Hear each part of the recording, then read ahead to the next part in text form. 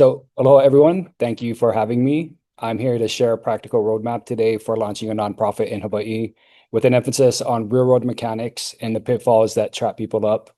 I like to think of myself as a nonprofit entrepreneur, and if you're interested in starting up a nonprofit, you should think of yourself as that too.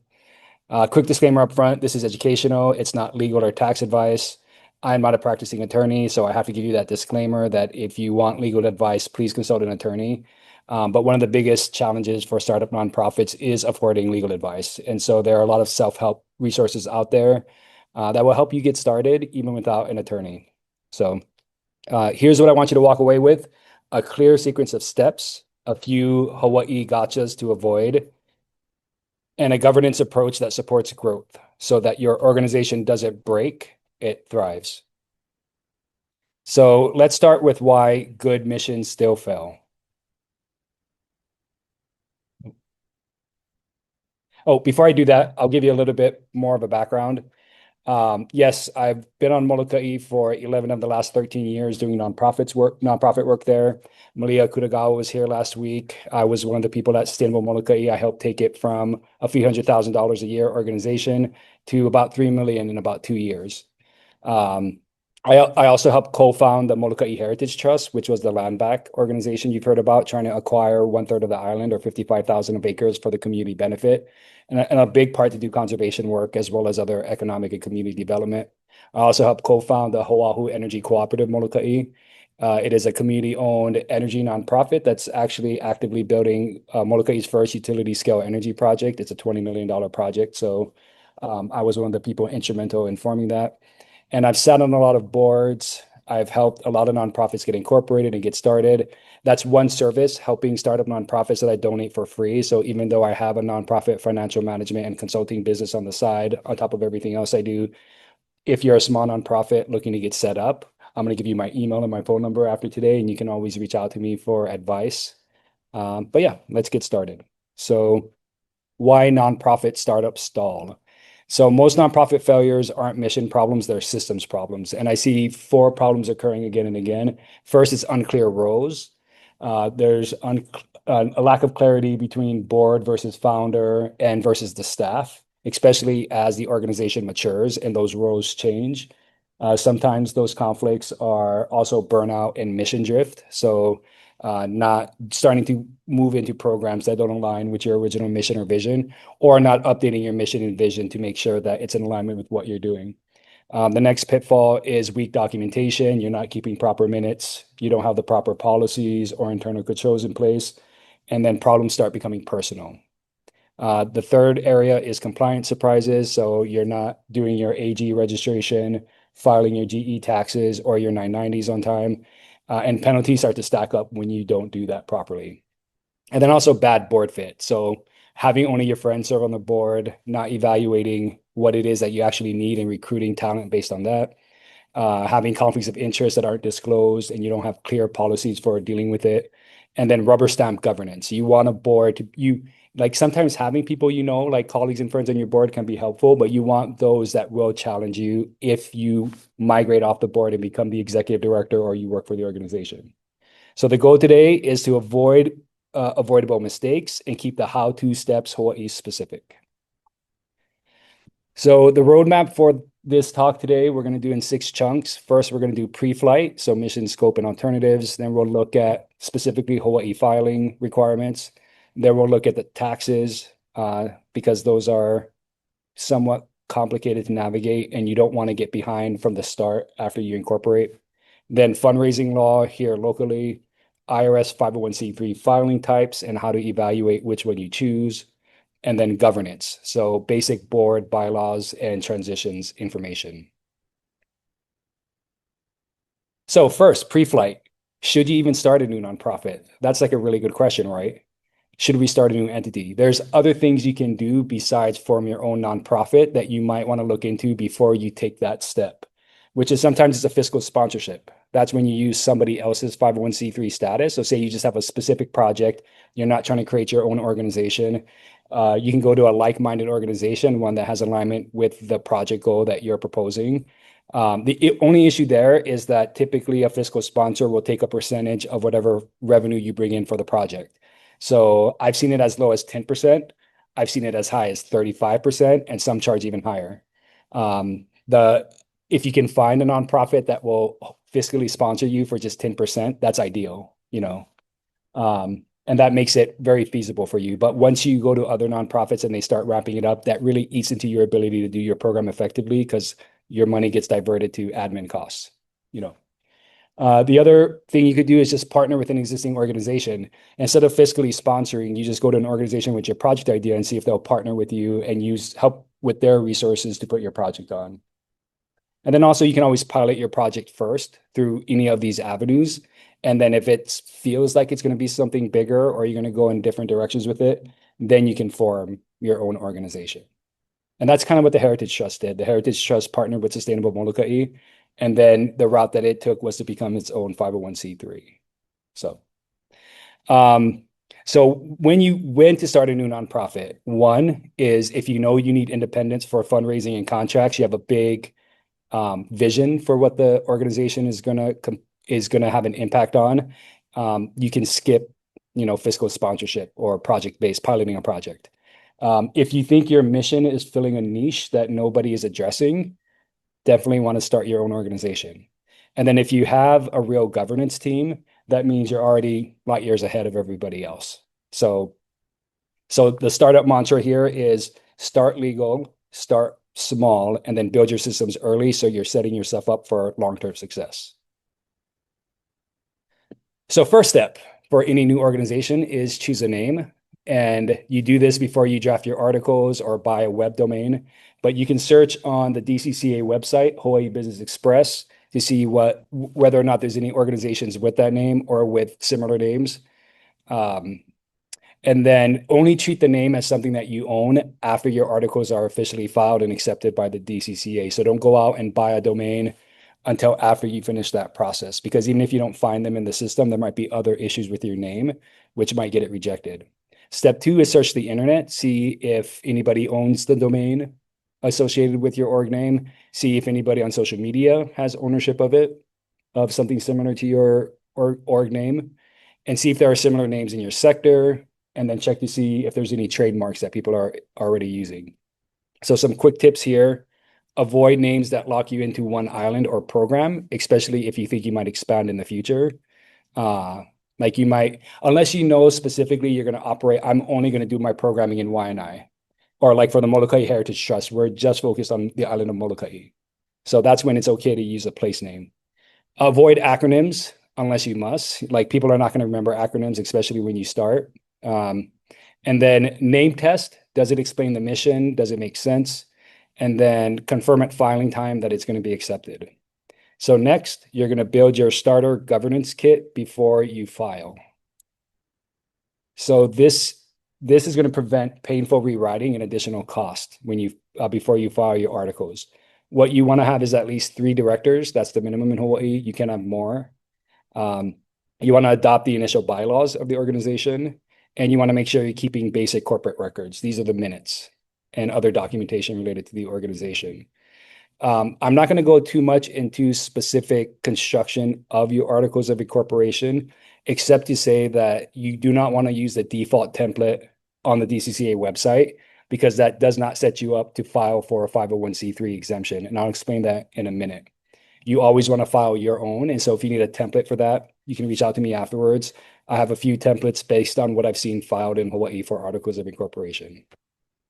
Next, you want to make sure that you grab the most updated purpose and dissolution clauses from the IRS website, and then make sure that you've clearly outlined a specific charitable purpose that will be accepted by the IRS. And there's a lot of ways to sanity check that purpose, but you don't want to write it so narrow that it locks you into something specific. And so what I've seen a lot of orgs do is they'll put like maybe a somewhat specific purpose, and then they'll have a second clause that says, and then anything else that we want to do that's charitable. Then you're not locked in, because the articles are harder to change. So you want to keep it somewhat broad.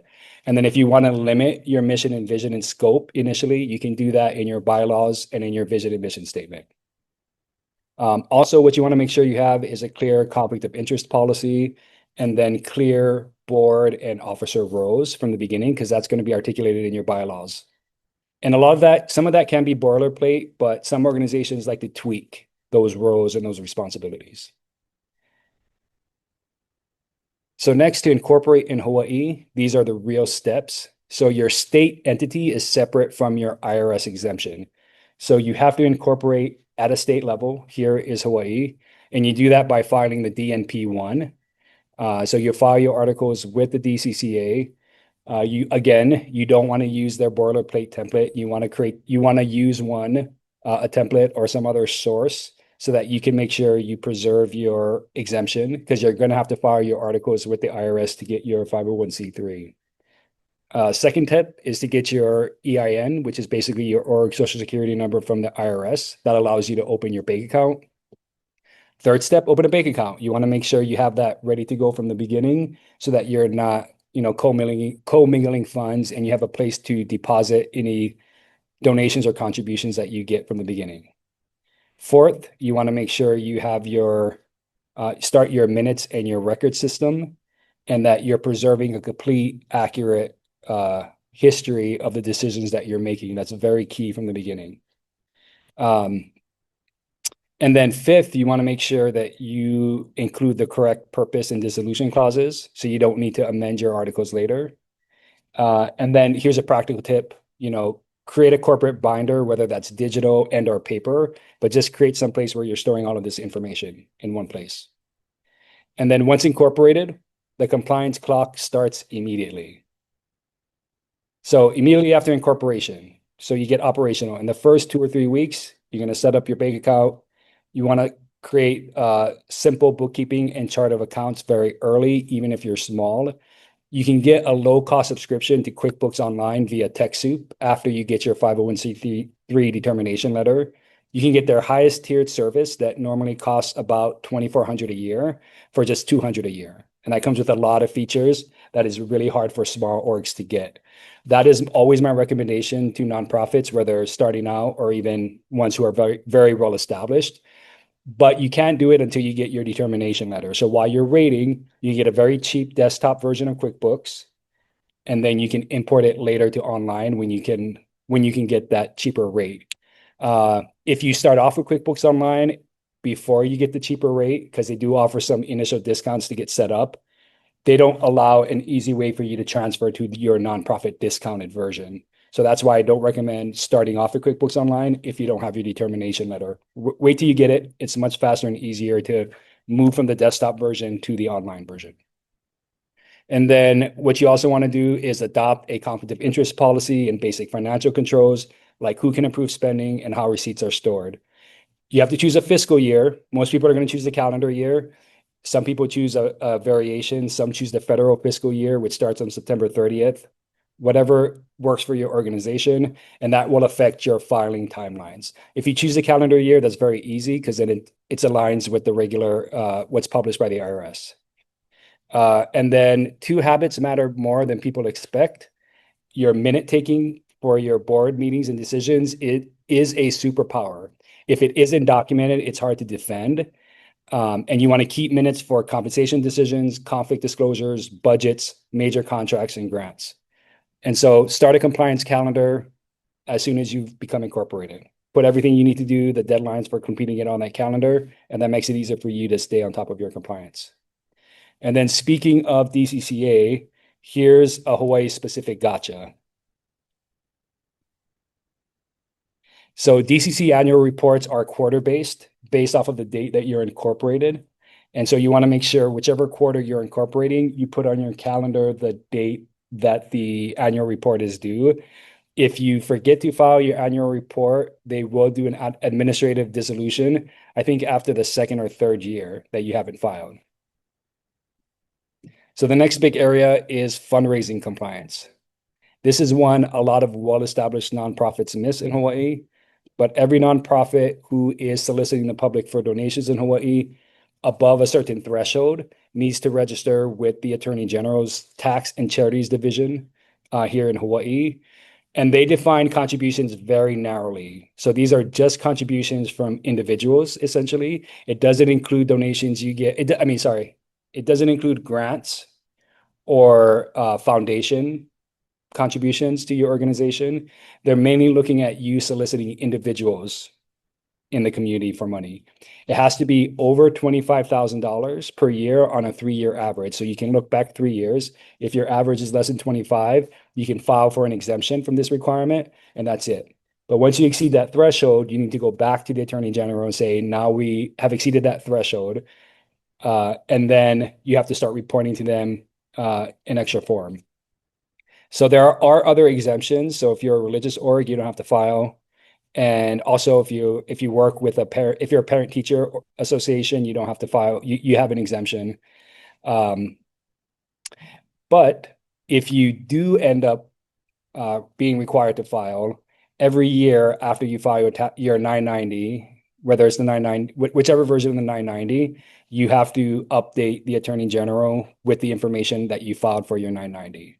And if you fail, you also have to pay a certain percentage of the contributions that you received. And if you don't file, they tack on additional penalties. So you want to make sure that you're doing this on an annual basis. Also, if you are soliciting donations in other states, you do have to check what their requirements are. A lot of the requirements are similar. In most states, once you reach above a certain threshold of contributions from individuals in that state, you have to do something similar to this. So next, we're going to talk general excise tax basics. So there's 3 agencies here. There's a DCCA where you get registered and where you can apply for your general excise tax. There's a Department of Tax, which tracks it and where you're going to report. And then there's DLIR, which deals with unemployment insurance. So that third agency you'll only work with once you start having employees. So you can kind of ignore them from the beginning if you don't have any staff. But for the Department of Tax, you want to make sure that you file for your general excise tax license after you get incorporated. It's required of everybody. But nonprofits who have a 501c3 letter or who have applied for a 501c3 status can apply for a GET exemption. Now, the G6 and the G6S is what you use to apply for that exemption. There's a one-time fee, and you need to file the application for exemption within the 3 months that you've incorporated your business. Now, if you do that, they will retroactively date your exemption to the beginning of when you were incorporated. Now, one of the issues here is that in order to get that exemption, you have to have a 501c3 determination. But if you don't have it at the time that you apply, there is a checkbox where you can say, this is the date that I've submitted my application for exemption. And so they won't approve your GE exemption until they get the letter, but at least it will be backdated to the beginning of when you were incorporated as an organization. And then a surprise for new orgs also is that the exemption doesn't apply to all of your income. It doesn't apply to it does apply to donations and contributions and grant revenue and all of that stuff. But if you do other activities, like say you do a silent auction, or if you sell plate lunches as a fundraiser, all of that is taxable for general excise tax. And so when you submit your information to the tax office, you'll tell them, I made $1 million last year. And then there's a separate section where you can say, but 95% of it was exempted because it was grant money. The other 5% was plate sales and silent auction funds. And then you'll pay your 4% only on that share that you did not exempt. If you forget to do all of this, if you forget to file your general excise tax exemption, sometimes they'll let you do it retroactively, but you have to make a whole case for it, and it's really hard. And if they don't decide to approve it, they will make you go back and pay 4% on everything, every grant dollar you received, every contribution you received. For some organizations, that's the difference between whether they can stay solvent or not. Like if you got hit, if you've been operating for 10 years without an exemption, if you have to pay 4% on all your revenue, you're likely going to shut down at that point. So, okay, next one is Hawaii income tax and unrelated business income. So if you have no unrelated business income, which I'll explain, they call it UBI. I'll explain what it is in a second. If you have none of that, you do not file state income tax in Hawaii. The only thing you might file is income tax for your employees, and that's the DLIR part that I showed in the last slide. But the only time you have to actually file something for state income tax is if you have something what the federal government calls UBI. And the best example for this is if you regularly engage in business that's unrelated to your mission, it's considered taxable by the IRS. It's not exempt. So say you are lucky enough to build a facility and you start renting it out regularly to the public, not to like members of your nonprofit or not to like a specific community group that you're benefiting, but if it's just general public and you're making money off of it, you have to report that on a separate federal form, and then you're taxed on it both at the federal and the state level. And so museums run into this all the time. They'll run a gift shop where they will sell souvenirs and bottles of water and all kinds of other stuff that's unrelated to their mission. All of that is taxable as unrelated business income. If you're not doing any of that, you don't have to worry, but just keep in mind that you have to monitor it. And there is a threshold, like you have to make a certain amount of UBI above a limit before you have to file. At that point, when you're so lucky, hopefully you will have tax accountants and tax lawyers advising you. But for now, just be conscious of that, because I know some small orgs will do other stuff like rent equipment on a regular basis, and you want to make sure you're tracking that you're not going above the threshold. Okay, the paths to getting your 501c3 status, there's two of them. One is the easy form because it's easy, and the cost here is $250. The other is the long form, and the cost is $600. So the easy form, you have to, right after you incorporate, the first thing you want to do is sit down and do a 3-year prospective budget for the organization. And what you're trying to determine is, do you reasonably anticipate you will be making more than $50,000 a year for the first 3 years, and or have assets that are above $250,000? If all of that is no, you could do the easy form, which is cheaper. You can get your determination letter. I've seen that as fast as like 30 days, like 30 to 45 days. If the answer to that question is no, and you want to be conservative with your projections, you think you're going to exceed that easily in your first 3 years, you have to do the long form, and it's more expensive. It's $600. And the approval time for that, I've seen anywhere from like, I don't know, 3 or 4 months to a year. Now, your exemption will be backdated to the point of incorporation, but that does tell you the two different structures and the time frame that you're going to have to wait to see when you can get approval. And you can actually wait to file for up to 27 months from the time that you incorporate. I don't know why you would do that. That's probably not a good idea. But if the 27th month after you incorporated, you file and they approve it, they should backdate it to the beginning.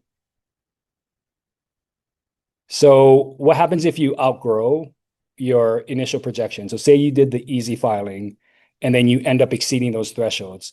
There are some risks. So you do have to file the more complicated Form 990 in most of those cases. That flags for the IRS that you've exceeded what you projected, and that opens you up to a potential audit and a reexamination of your 501c3 status. Could it be revoked? Yes. Is it?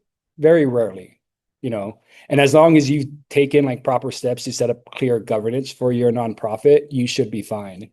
And what they will look at specifically is whether or not your projections were careless or in bad faith. So as long as you've documented your projections, how you came to them in the notes, in your minutes, and in your budget spreadsheets or whatever you calculated, you should be fine. But just be prepared. Like if you're so lucky to start off thinking you're going to be small and you exceed that growth, not a cause for concern. Just make sure you have your documentation ready, and you should be fine. So there are 3 990 forms. If you're a small nonprofit and you're lucky to just have to do the 990N, you're just certifying every year your org name and your address is current, and that's it. And that's if you're under 50,000 on average for the preceding 3 years. And so this $50,000 test, just to clarify, it is not a test where, like, say in year 1, you're at 30,000, and then at year 2, you're at 60,000, and you're like, oh no, I exceeded 50,000. No, they look at the average. So if you've only been in operation for 2 years and your 2-year total is 80,000, 80,000 divided by 2 is 40,000. So you're under the threshold. And then in year 3, say you only make 20,000. So the 3-year average is again below the threshold. So that's really what they're looking at.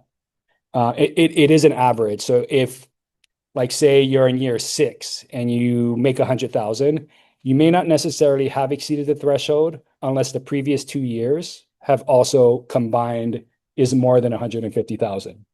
Definitely, if you exceed the asset threshold, you have to report on the higher Form 990s. And then for here, for reference, you can see the different, like the 990 EZ is under 200,000 and under in income and under 500,000 in assets. And then 990, the full Form 990 is for anything above that. Now, the one other pitfall where a lot of organizations get in trouble is they forget to do any kind of filing, even the easy one.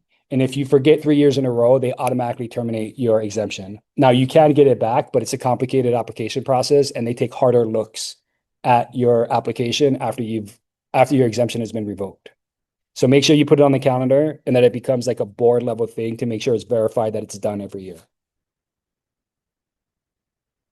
Okay, so forming your first board, here are some pitfalls and best practices. And so when I say here that you should recruit for independent skills and commitment, not convenience, I mean this, like independence mean your board members can make decisions in the best interest of the organization, and they're not afraid of any particular person, including the founder. So you want people who are aligned with the mission of the organization.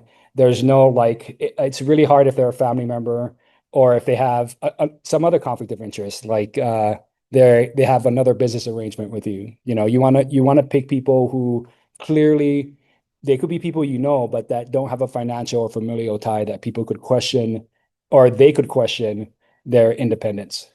You also want to recruit people based on skills. And so these 6 categories here are different areas of skill sets that responsible boards will target their recruitment of board members on.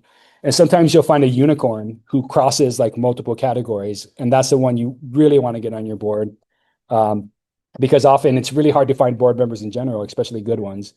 And so, it's also really hard to like this could potentially be 6 different people. You want an odd number of board members so that when people cast votes, there is a deciding vote.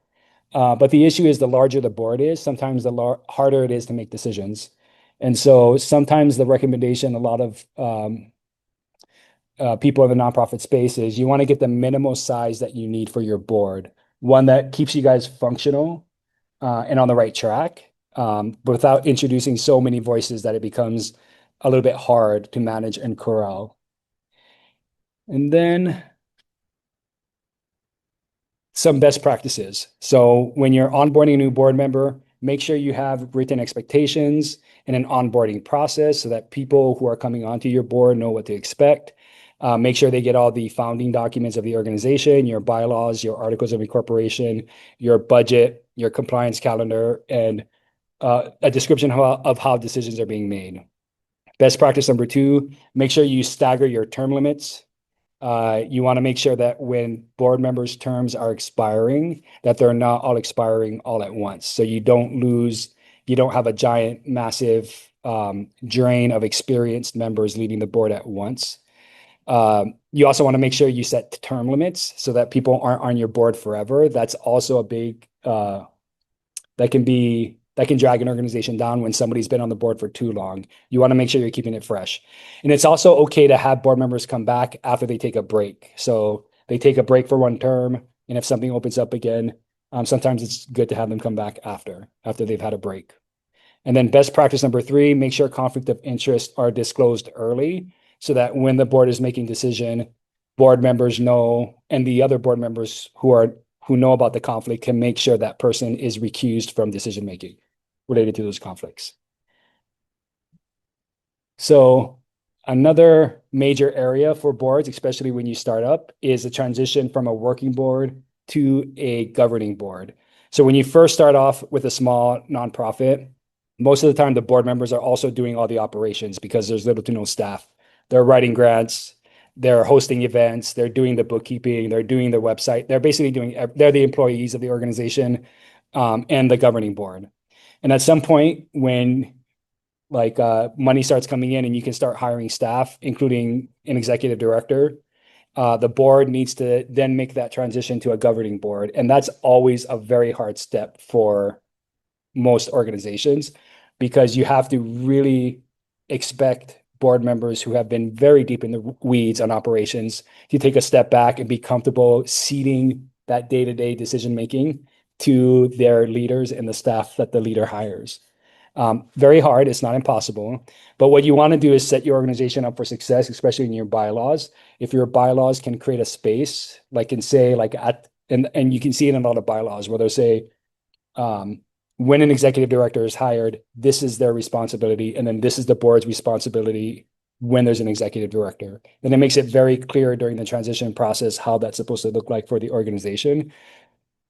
And also you want to communicate that to the board. When the board is making a transition to an executive-led organization, you want to make sure that the board and the executive director or whoever the leader is constantly evaluating whether or not what the board is working on is actually board level stuff or if it's operations.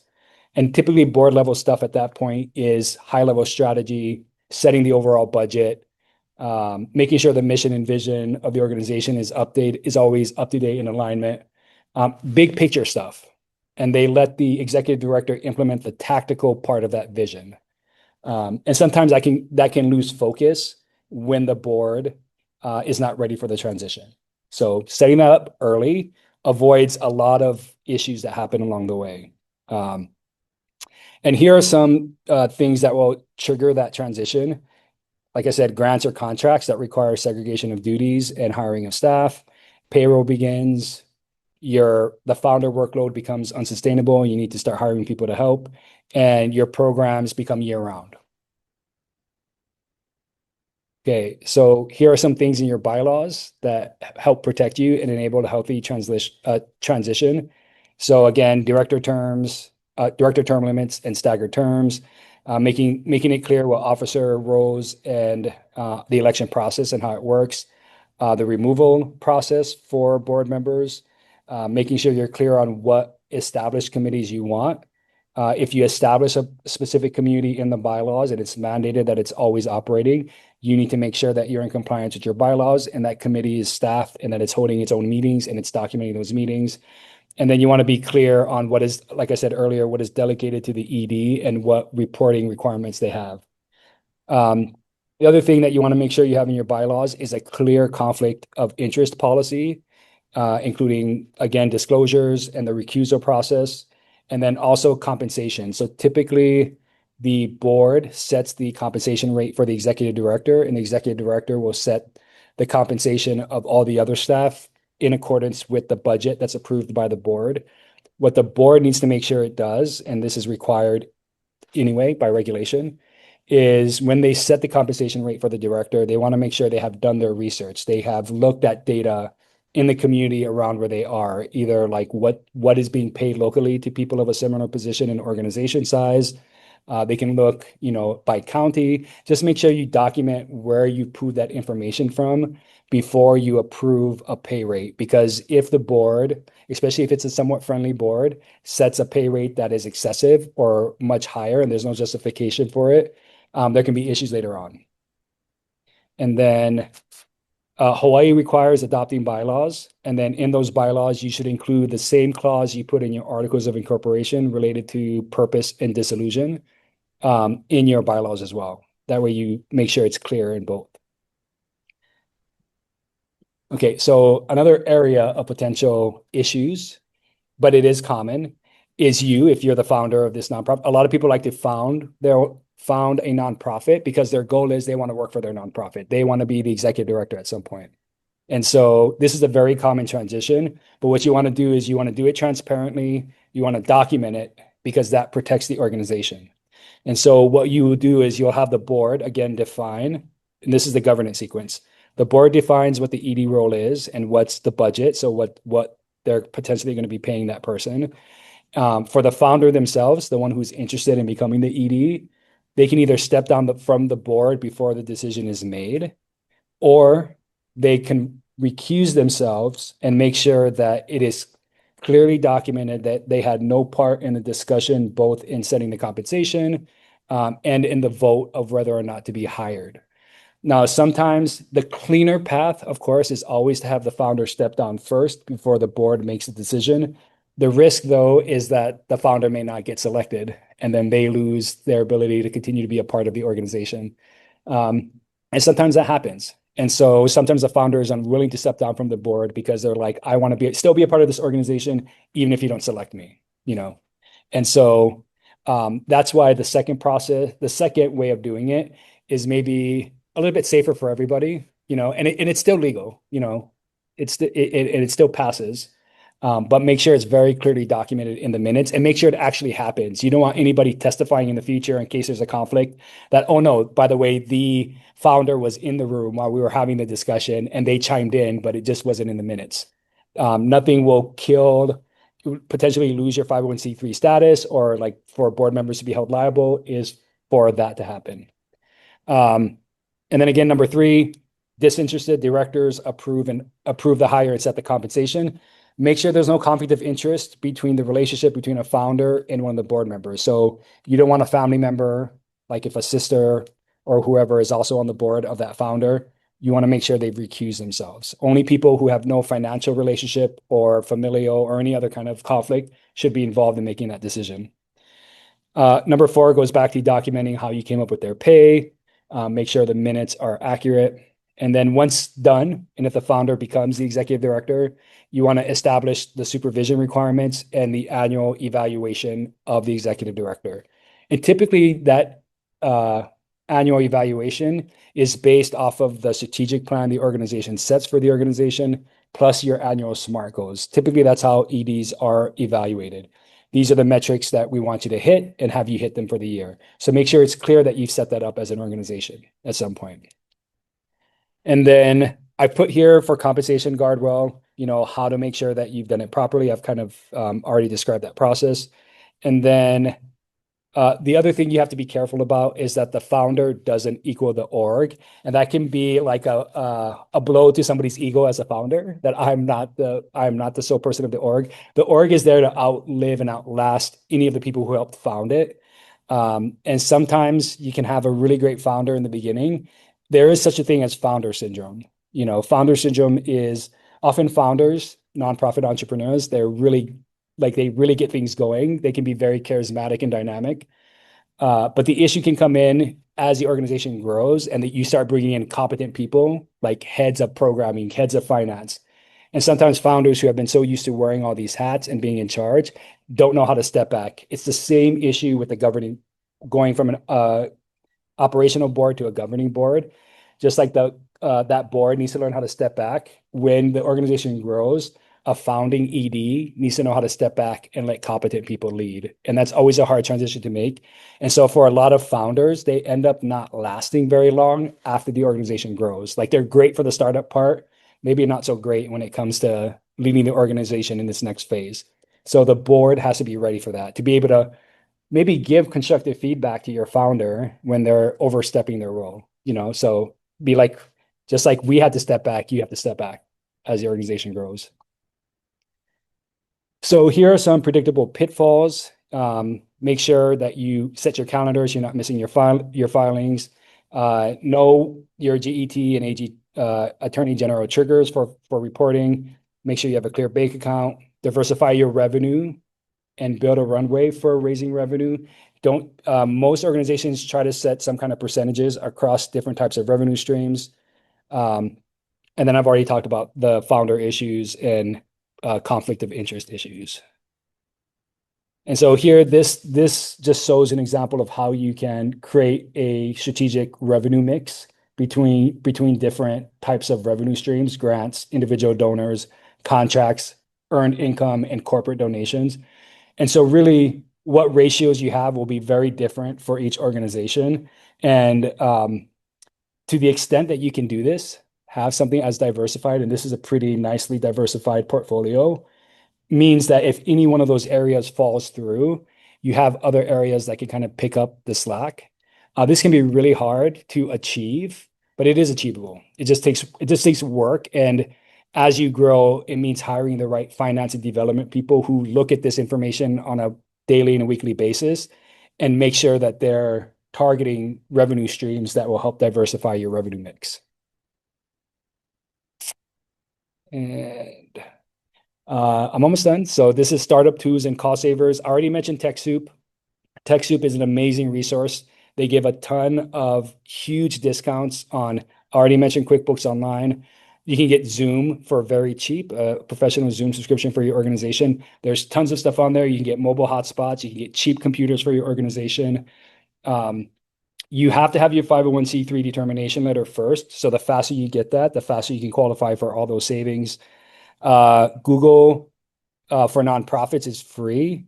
So once you buy your domain, you can do like the university does. The Gmail hosts all of our email services to the hawaii.edu domain. Whatever your nonprofit domain is, you can work with Google for free and have all of your email services linked to your domain routed through Google. Plus, you get access to all of Google's services.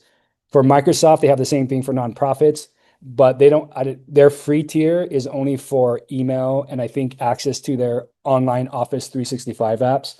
For anything else, they offer like really, for just a few dollars a month, you can give all of your workers, your board members, access to the desktop version of all of Microsoft Office. It's very affordable. So make sure you're taking advantage of those nonprofit discounts. Right now, ChatGPT is now giving nonprofits a 75% discount off of their business licenses and their enterprise licenses. So stuff like that, like ChatGPT doesn't put their discounts on TechSoup. So if you're looking for nonprofit discounts for other services that are not on TechSoup, just do a Google search. You can normally find a landing page at an organization that says for this service, just look for that like ChatGPT nonprofit discount, and it'll take you to where you need to go to file for it.